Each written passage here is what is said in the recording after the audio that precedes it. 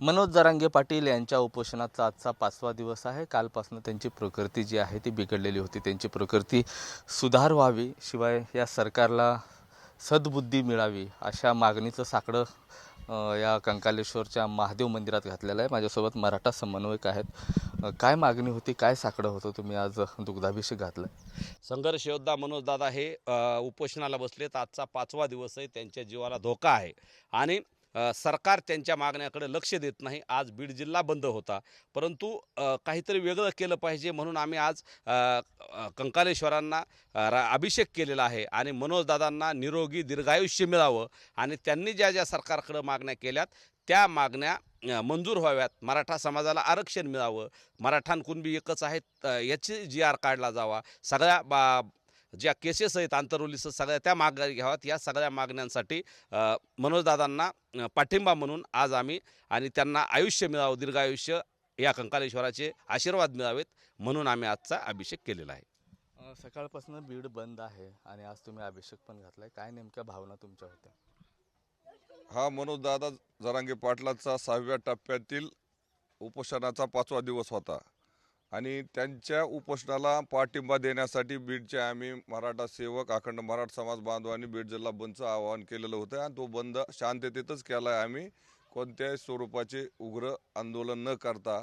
आणि त्यानिमित्त आम्ही बीड जिल्हा बंद यशस्वी होत असताना एक त्यांना बी दीर्घायुष्य लाभावं, आमच्या आरक्षण लढ्याला यश मिळावं आणि ज्या ज्या आम्ही सरकारकडे मागण्या केलेल्या सगळे सोयरे अंमलबजावणी असू, हैदराबाद गॅजेटची अंमलबजावणी असू, पुन्हा सातारा बॉम्बे गॅजेटची अंमलबजावणी आणि जे आमचे समाज बांधवावर गुन्हे दाखल झालेले ते सरकारने वापस घ्यावेत, ह्यासाठी आम्ही एक महादेवाला कंकालेश्वर मंदिरात अभिषेक केलेला आहे। आता यानंतर काय साकडं राहील? आता तुम्ही सराटीकडे जाताय, तिथे गेल्यानंतर मनोज जरांगे पाटलांची तुम्ही भेट घेऊन काय साकडं घालता?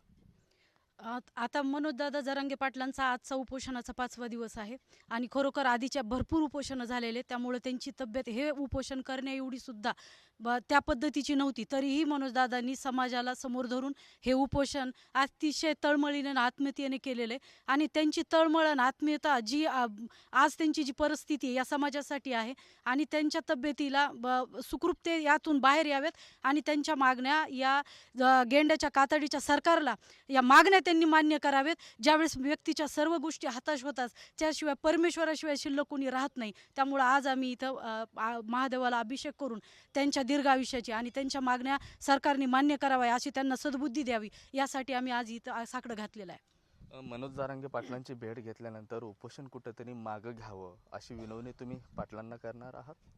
सर्व समाज बांधवांनी पाटलाला अनेक वेळा विनंती केलेली आहे की पाटील तुमची समाजाला भरपूर गरज आहे, लाख मेले तरी लाखाचा पोशिंदा जगला पाहिजे असा उदात्त हेतू या मराठा समाजाचा आहे। अनेक वेळा पाटलाला विनंती केली पण हे गेंड्याच्या कातडी पांघरलेलं सरकार ह्याला कुठंतरी गांभीर्याने घेत नाही। त्या ठिकाणी अनेक आंदोलन आमच्या बाजूला आणून बसायचा प्रयत्न देखील या ठिकाणी या सरकारने केलेला आहे। तुम्ही कालपासून पाहता सोशल मीडियाच्या माध्यमातून मराठा समाजावर किती अन्याय करणार। मराठा समाजाचं आंदोलन हे गेले 13 महिन्यापासून अंतरवली सराटी त्या ठिकाणी चालू आहे, परंतु त्या ठिकाणी मराठा समाजाचं आंदोलन भरकटण्याचा प्रयत्न हे सरकार करीत आहे, परंतु मराठा समाज हा कदापिही या गोष्टी मागं घेणार नाही आणि याचं उत्तर जशाच तसं सरकारला येणाऱ्या काळामध्ये मराठा समाज जरूर देणार। हे लोकशाहीच्या मार्गाने असन आणि अशा पद्धतीने सरकारला मराठा समाज आंदोलन करताना दाखवेल। त्याच्यामुळं आज या ठिकाणी कंकालेश्वर जागृत देवस्थान आहे, पाटलाला दीर्घ आयुष्य लाभो अभिषेक केला।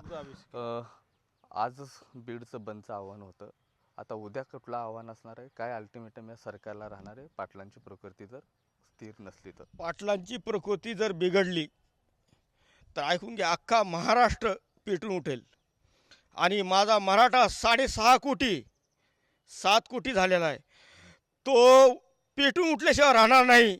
आणि हा बीड जिल्हा पहिले बाले किल्ला आहे पाटलांचा। रात्री काळकुटी साहेबाला तिथं अडवलाय, कुठं अडवला? वडीगोत्रीपाशी। काय संबंध होता? रस्त्याचे त्यांनी परमिशन काढले का? रस्त्यावर आरक्षण करायचं त्यांनी परमिशन काढले का? कलेक्टरनी कोणत्या त्यांना परमिशन दिलाय? पुरावे दाखवा।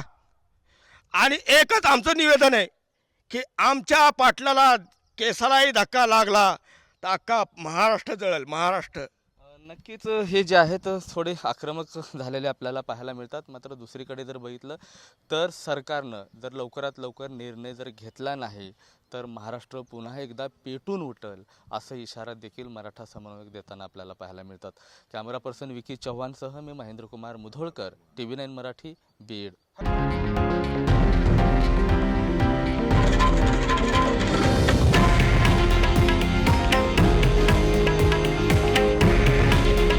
हे आहे देशातील नंबर 1 न्यूज नेटवर्क आणि आपण पाहत आहात TV9 मराठी. काळजी तुमची, हित महाराष्ट्राचं.